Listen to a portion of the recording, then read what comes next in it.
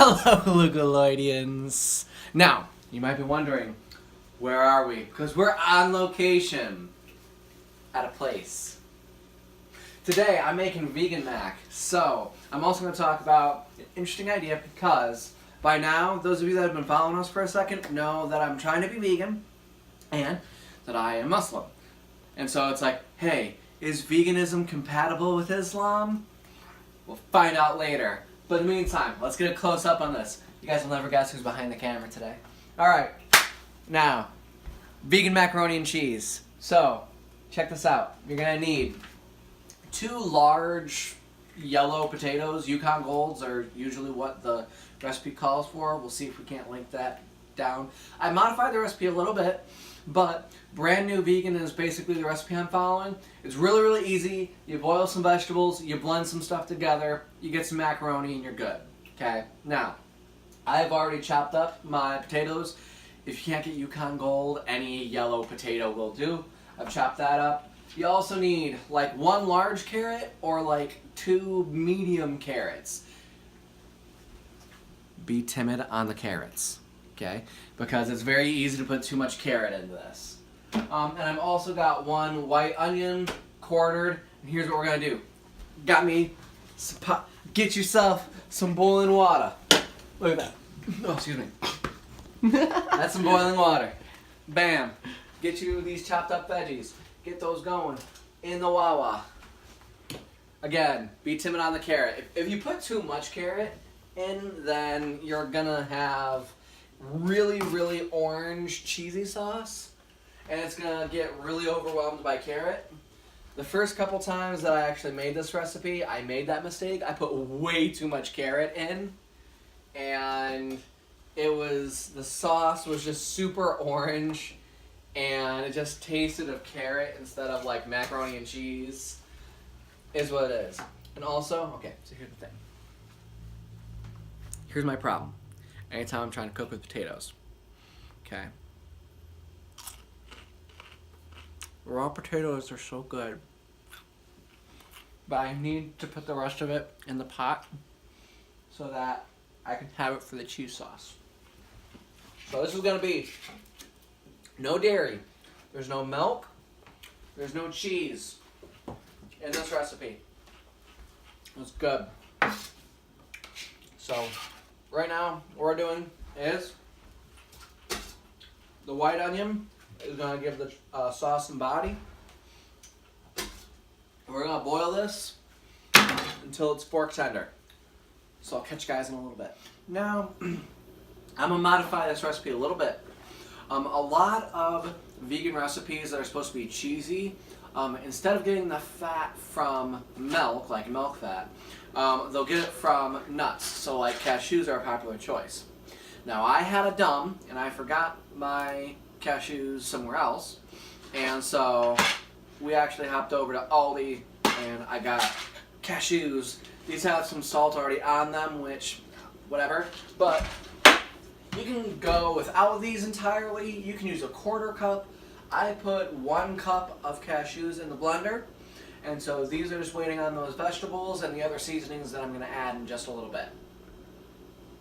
Alright, so my vegetables are boiling. Now, look at this here real quick. This potato. You can zoom in on this. So, I got the potato, and I still really got to force the fork to go into it. Right? It'll go in, but it's really forcing it, so they're not quite ready yet. Okay, so I'm going to add in some seasonings ahead of time here. So you need 2 tablespoons of lemon juice. So that's why I got this. Recipe also calls for a tablespoon of apple cider vinegar. I eyeball this anymore, so just good slosh of this, and you'll be all right. Bam, apple cider vinegar. What's up? We also call for 1/2 teaspoon of onion powder. Okay. Dramatic. Again, I'm gonna eyeball this because I feel like it. Oh, that's plenty. I did not think it was gonna come out with that strong of a stream. Let's see, garlic powder. I think, yeah. Also, 1/2 teaspoon. Is it 1/2 teaspoon or 1/2 tablespoon? 1/2 teaspoon of garlic powder. So let's just get a good little spritz in of that. And what else? Half a teaspoon of mustard. Of course it's my brand mustard. What else do you expect? Like the little swoop in. So it's a little spritz. You know what might help? If the mustard was open when I squeezed it. Help a little bit.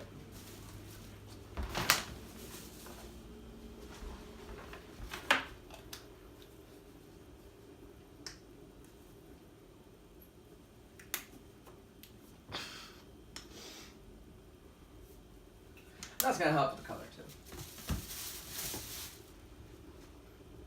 too. Yes. Okay. This is the part that you want to be careful on. This turmeric, it only calls for like 1/8 of a teaspoon. This stuff is super strong. It's super easy to overdo it. So I'm just going to do,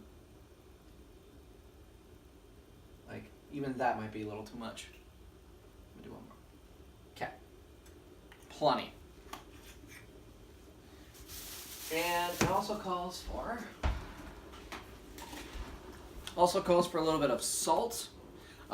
There's already some salt in the cashews that I added, so I'm just going to add a little bit in here. And there we go. Spiced up.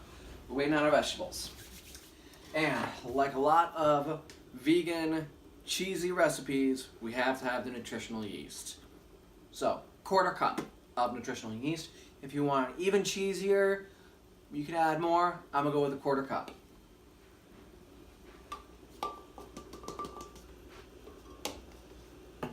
Now this recipe also calls for some amount of water, and now it calls for 1/2 cup of water.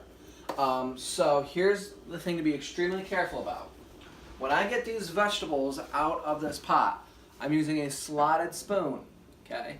The water, we're actually going to use the water that was just boiling in, okay? You don't need extra water out of the sink, okay? We're going to use the potato water.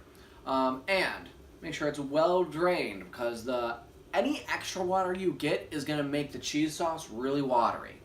And if it gets too watery, then when you mix it with the noodles, you got to spend time boiling it out.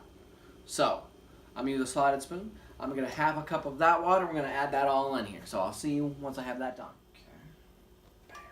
Yeah, so the potatoes are super, super fork tender. Like there was no resistance at all. The carrots, I can't say the same thing necessarily. I'll probably wash that off here in a second and get all that goodness. But yeah, we're going to add this to the blender. It's going to make a really good amount of cheese sauce for us, which is nice. Again, slotted spoon lets the excess water fall out so it doesn't wind up in the blender. Because you will notice, if you make this recipe twice, try it once without a slotted spoon and try it once with a slotted spoon. And the amount of water, you'll notice a big, big difference. It's fixable, but why give yourself more work? And don't forget to take 1/2 cup of that potato water, put it in there. Also, now that we've used the pot for the vegetables there, you can go ahead and start boiling the macaroni in that same pot. Probably want to get rid of that potato water unless you want your pasta to taste like potato. I don't know. Do what you want. You do you. But I'm going to blend this into a sauce. Are you ready? Not if you're ready, y'all. There we go. All right, cool. All right. Pulse.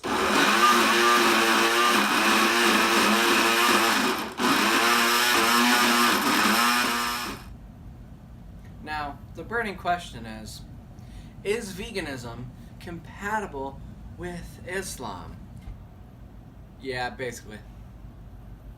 I mean, you have to still avoid the alcohol, but the Quran actually lays out 4 things that we're restricted from. I was like, otherwise it's like, hey, fair game, except don't drink alcohol, don't eat pig meat, don't eat rotting meat, and then if the thing was sacrificed to another god, then don't eat that. But otherwise, it's like, yeah, go for it.